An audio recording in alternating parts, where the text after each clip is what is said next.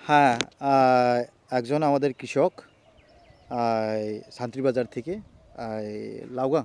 হ্যাঁ, লাগান। হ্যাঁ, লাউগাং। দেখেন ওই অনেক কিছু ওর সবজি করতো। তো দাদা, আপনার পরিচয় একটু দিন, আপনার নামটা একটু বলুন তো। আমার নাম অসিত বরণ ভৌমিক। অসীন। অসিত বরণ ভৌমিক। আচ্ছা আচ্ছা। গ্রাম। গ্রাম লাগাং, আচ্ছা আচ্ছা। ন্যাঙ্গমকপাড়া। আচ্ছা, এখন আপনি আরসিএম যে র্যাপিড ইউজ করেছেন, হ্যাঁ, আপনার কি প্রবলেমটা হচ্ছে? ওইটা আগে কি প্রবলেম হচ্ছিল, মানে কোন গাছেরটা আপনি প্রয়োগ করেছেন? আমি মরিচে আর খিরাতে প্রয়োগ করেছি। হ্যাঁ হ্যাঁ। এ, হ্যাঁ, হুম, আপনার খিরা কি হচ্ছে? খিরাতে প্রথম অবস্থায় যেগুলা খারাপ ছিল হুম। এগুলা আর ঠিক হয় নাই, কিন্তু হ্যাঁ নতুন করে ওষুধটা দেওয়ার পরে যেগুলা গাছ ঠিক ভালো হয়েছে। হ্যাঁ, মানে আপনার খিরা কি হতো?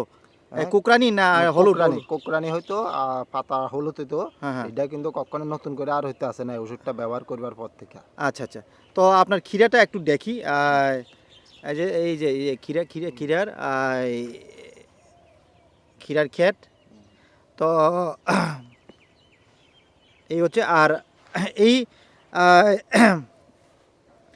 এই মরিচের মধ্যে আপনি প্রয়োগ করেছিলেন? হ্যাঁ, মরিচের মধ্যে একবার প্রয়োগ করেছি। হ্যাঁ আর 6 দিন হয়েছে। হ্যাঁ। আরেকবার প্রয়োগ করলে মোটামুটি পরিষ্কার হয়ে যাবে। আচ্ছা আচ্ছা।